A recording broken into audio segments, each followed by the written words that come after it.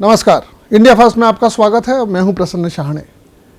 लंबे समय के इंतजार के बाद मध्य प्रदेश के मुख्यमंत्री शिवराज सिंह चौहान ने आदिवासियों के लिए प्रदेश में पैसा एक्ट 18 सितंबर 2022 से लागू करने का बड़ा ऐलान किया है। बीजेपी लगातार आदिवासियों पर फोकस कर रही है। ऐसे में इस एक्ट के लागू होने से आदिवासियों को क्या फायदा मिलेगा और क्या इसका फायदा बीजेपी को भी मिलेगा? देखिए शिवराज के इस मास्टर स्ट्रोक पर इंडिया फर्स्ट की खास रिपोर्ट। अनुसूचित जनजातियों के लिए मैं जनजाति के भाई और बहनों से कहना चाहता हूं, 18 सितंबर तक हम प्रदेश में पैसा एक्ट पूरी तरह से लागू कर देंगे और इसके अतिरिक्त जनजातीय समाज के लिए 18 सितंबर को और उसके बाद 15 नवंबर को प्रधानमंत्री जी की उपस्थिति में हमने जो घोषणा की है सबका पालन पूरा कर दिया जाएगा। राशन के वितरण के लिए एक परिवहन की अलग योजना, जिसमें हमारे नौजवान खुद गाड़ी खरीद के राशन को पहुंचाने का काम करेंगे, वो हम अलग से लागू करने का काम कर रहे हैं। इसे कहते हैं मास्टर स्ट्रोक। जी हां, आदिवासियों के हक में पैसा एक्ट लागू करने वाले चुनिंदा राज्यों में 18 सितंबर 2022 से मध्य प्रदेश भी शामिल हो जाएगा।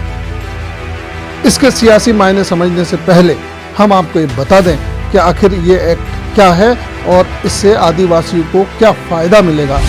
के जो नियम बनाए गए हैं वह आदिवासी समुदाय से, आदिवासियों के पुरखों से और आदिवासी जनप्रतिनिधियों से बिल्कुल चर्चा नहीं किए गए।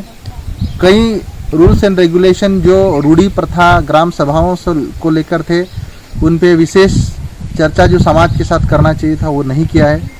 और कहीं न कहीं यह मध्य प्रदेश के करोड़ों आदिवासियों की जनभावनाओं के खिलाफ पैसा एक्ट लागू करने की बात की जा रही है। एमपी में चुनाव के एक साल पहले सीएम शिवराज के इस दांव पर सियासी खलबली मच गई है।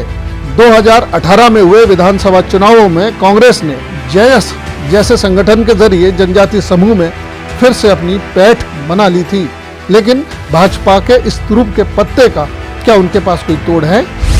निःशुल्क शिक्षा आदिवासी समाज की, निःशुल्क अस्पताल में इलाज आदिवासी समाज का, निःशुल्क उनको भोजन, पूरे फूड सिक्योरिटी एक्ट के तहत पूरे देश में, उनके नौकरी में आरक्षण सुनिश्चित, उनके राजनीति में, विधायक में, सांसद में, सरपंच में, पंच में, जिला पंचायत अध्यक्ष में, पार्षद में उनके स्थान सुरक्षित।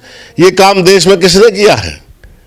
ये कांग्रेस पार्टी ने काम किया है और ये इतना ठोस काम है कि आदिवासी समाज लगातार इस समाज के उत्थान के लिए, चाहे महिलाओं को स्वरोजगार से जोड़ना हो, स्व सहायता समूह से जोड़ना हो या बच्चों को अच्छी शिक्षा उपलब्ध करवानी हो, उच्च शिक्षा के लिए भेजना हो, उसमें सरकार ने अपना पूर्ण तरीके से योगदान दिया है। और माननीय मुख्यमंत्री जी ने लंबे समय से प्रयास भी किया है कि पैसा एक्ट जो है उसको लागू किया जाए।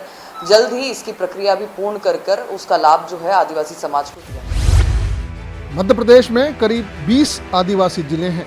जाहिर है आदिवासी जिसकी तरफ सत्ता की चाबी पाना उस दल के लिए उतना ही आसान। हालांकि सिक्के का दूसरा पहलू ये भी है कि आदिवासी इलाकों में बड़े पैमाने पर हो रहे धर्मांतरण पर राष्ट्रीय स्वयंसेवक संघ लगातार फोकस कर रहा है।